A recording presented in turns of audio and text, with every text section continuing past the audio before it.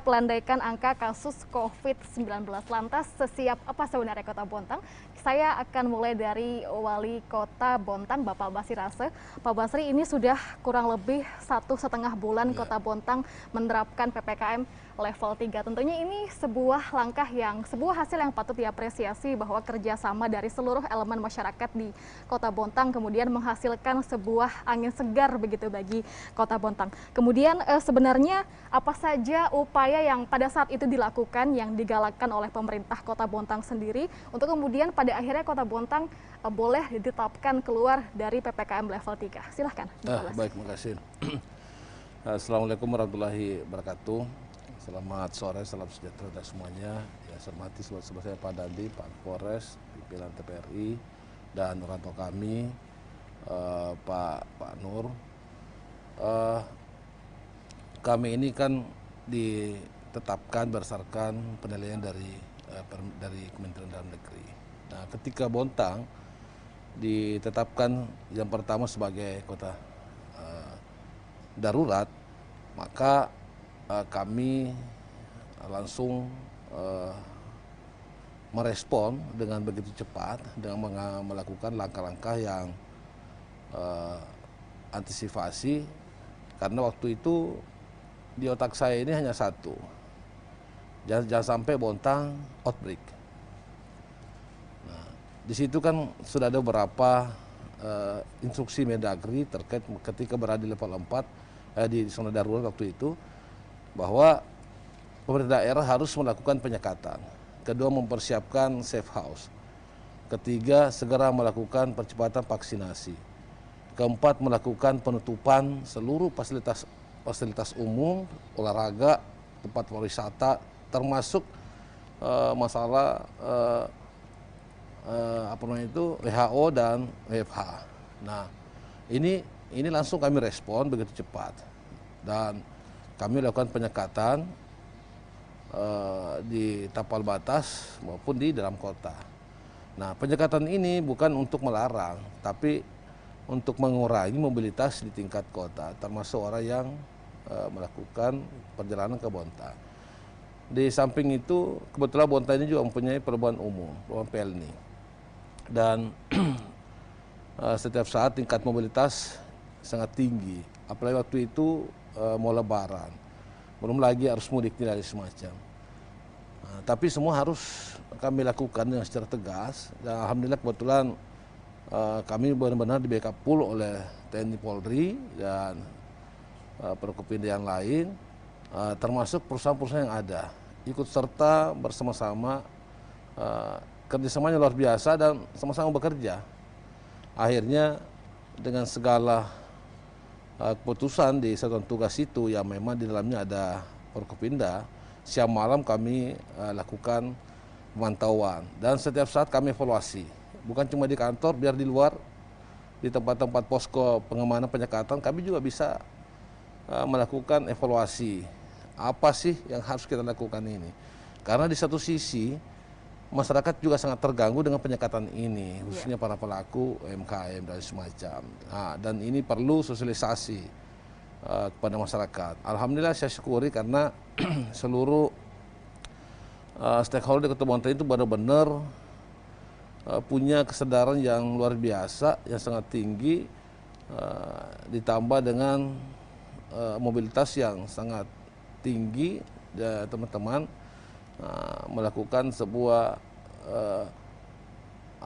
kebijakan yang penuh rasa tanggung jawab. Akhirnya dari hari ke hari bisa kita lakukan masukan kepada kami. Betul. Apa kira-kira yang belum. Baik. Nah, berarti memang itu penting ketika pemerintah juga harus turun ke lapangan dan menggandeng seluruh elemen di masyarakat untuk mengerti seberapa berbahayanya COVID-19 ini, dan juga kemudian menetapkan langkah-langkah antisipasi sebelum kemudian ada peraturan-peraturan lainnya yang harus diberlakukan begitu ya Pak Basri. Betul. Saya ke Pak Dandim sekarang. Pak, tadi kita sudah mendengarkan juga dipaparkan oleh Bapak Wali Kota bahwa sekarang Kota Bontang ditetapkan di level 3. Nah, ini apakah artinya situasi COVID-19 di Kota Bontang sudah dapat dikatakan mereda begitu? Bisa dikonfirmasi?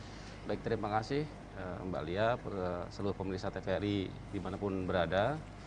kami sedikit menambahkan bahwa alhamdulillah Kota Bontang saat ini sudah bisa keluar dari PPKM level 4 dengan segala daya dan upaya yang telah kami laksanakan dari hulu sampai dengan hilir. Namun demikian, kami selalu mengevaluasi di mana strategi yang dilakukan sebetulnya hanya 3. Yang pertama adalah menurunkan angka positif harian, yang kedua adalah meningkatkan angka kesembuhan, dan yang ketiga adalah menurunkan angka kematian atau mortality rate. Dan syukur alhamdulillah per hari ini angka kesembuhan di Kota Bontang sudah mencapai 90,7%. Angka ini sudah pernah kita raih kurang lebih di awal tahun 2021 sampai di angka 95%. Namun setelah Lebaran terjadi mobilitas masyarakat yang tidak bisa kita hindari, walaupun sudah ada pelarangan, sehingga terjadilah lonjakan kasus positif harian yang cukup besar pada saat itu. Nah, itulah yang menyebabkan Bontang dimasukkan pada PPKM level 4. Nah, pelajaran berharga ini harus menjadi cerminan bagi kami semua untuk tidak lengah terhadap situasi yang ada. Karena kembali kita flashback beberapa bulan yang lalu, kita mencapai angka kesembuhan itu 95%. Sehingga terpaparnya masyarakat sedikit harian, tingkat kesembuhan tinggi. Namun disitulah sempat kita lengah, sehingga muncullah atau naiklah situasi kondisi sampai dengan puncaknya adalah di akhir atau di pertengahan bulan Juli tahun 2021. Jadi bisa kami simpulkan bahwa situasi kondisi saat ini di Kota Bontang, tingkat positif harian sudah bisa kita tekan, walaupun angkanya masih 2 digit, namun demikian angka kesembuhan sudah bisa kita naikkan signifikan. Yang menjadi catatan kami adalah angka kematian, Mbak. Pada medio pertengahan 2020 sampai dengan 2021 awal, kita hanya 1,6%. Namun sekarang sudah mencapai 2,3%. Nah, ini menjadi catatan kami untuk menyiapkan hilirnya, di mana penanganan COVID ini kita harus menyiapkan fasilitas kesehatan, dan alhamdulillah dari pemerintah dan stakeholder yang ada termasuk sektor swasta mendukung penuh. Kami bersyukur di Kota Bontang ini memiliki 5 rumah sakit yang menjadi rujukan pasien COVID. Ada rumah sakit Taman Husada, PKT, PT Badak, Amalia, Rumah Sakit Islam, termasuk kami sudah menyiapkan safe house atau isolasi terpusat.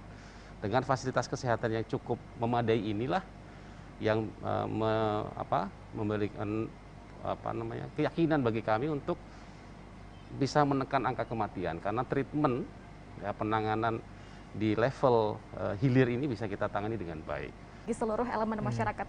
Bagaimana Polres Bontang sendiri melihat hal ini, dan juga bagaimana situasi di lapangan kalau Bapak Kapolres melihatnya, Pak? Terima kasih.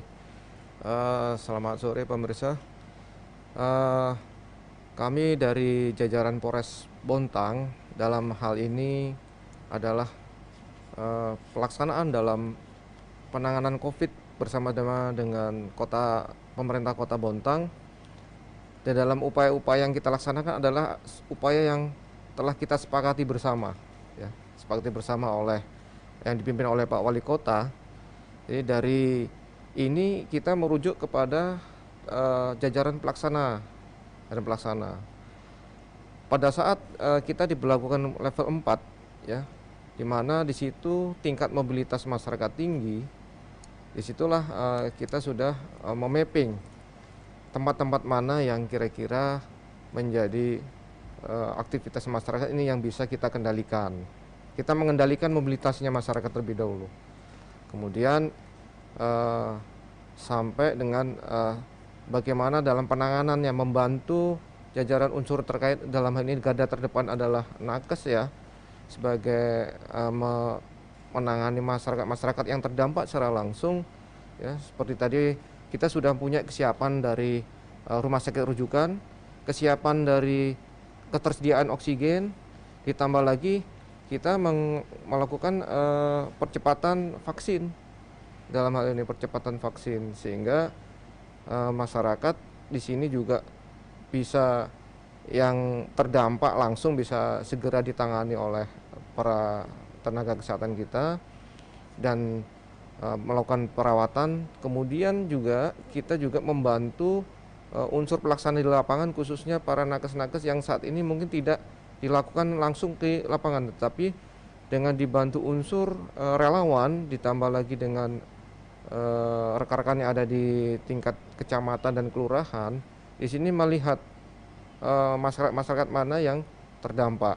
Di situ langsung kita langsung ke mereka dan melakukan asesmen, kemudian apakah dilakukan treatment dan sebagainya, sehingga disitulah kita bisa masyarakat ini bisa merasakan apa efek dari penanganan COVID ini. Dan di samping itu juga kita selalu memberikan himbauan-himbauan dan kebijakan dari Bapak Wali Kota bahwa terkait dengan pembatasan masyarakat juga itu juga perlu disampaikan ke masyarakat dan masyarakat bisa menerima dengan baik. Oke, baik. Pentingnya kemudian memapping begitu Pak ya, memetakan daerah-daerah mana yang kemudian perlu perhatian khusus begitu ya di Kota Bontang untuk kemudian bisa ditindaklanjuti. Oke, Pak Wali, bagaimana penanganan di Bontang sehingga Bontang bisa keluar dari level 4 ke level 3 efektivitas? Ya, alhamdulillah ini karena berkat sinergi dan kolaborasi kerjasama dengan seluruh pemangku kepentingan, stakeholder, dan seluruh perusahaan, tokoh masyarakat, tokoh agama, tokoh pemuda, dan semuanya beserta membantu pemerintah dan maka penanganan serta pengendalian ekonomi. Alhamdulillah dengan kerjasama yang baik dan selalu membantu kita bisa menemukan. Baik, untuk vaksinasinya sendiri Bapak capaiannya saat ini bagaimana membentuk herd immunity di sana? Alhamdulillah karena Bontang mempunyai tingkat kesenangan yang luar biasa, kita sampai sekarang ini sudah hampir mencapai 50.000 orang divaksin, kurang lebih sekitar 27%.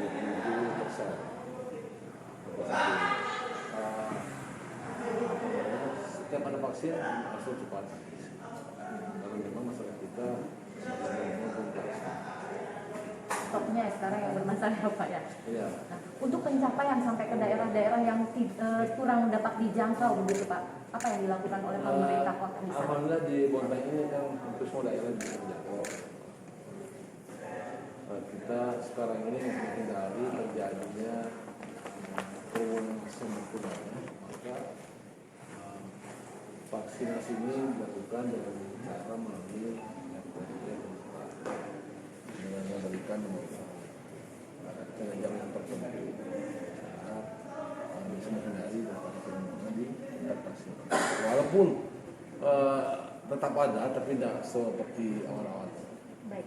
Pak, untuk kerumunan di tempat-tempat pusat perbelanjaan, pusat ekonomi, nah itu kan antara ekonomi dan juga kesehatan masyarakat itu berimbang. Menurut Pak Wali sendiri kebijakannya apa Pak? Biar roda ekonomi tetap berjalan, namun COVID ini dapat ditekan.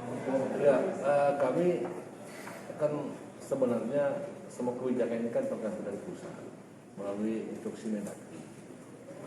Namun tidak semua kita laksanakan melihat daripada kondisi dan keadaan serta situasi daerah. Contoh misalnya PTM,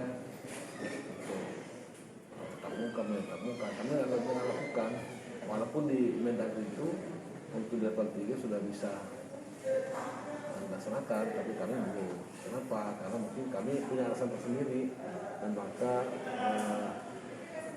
pengamanan untuk warga kami supaya tidak terpapar dengan virus corona.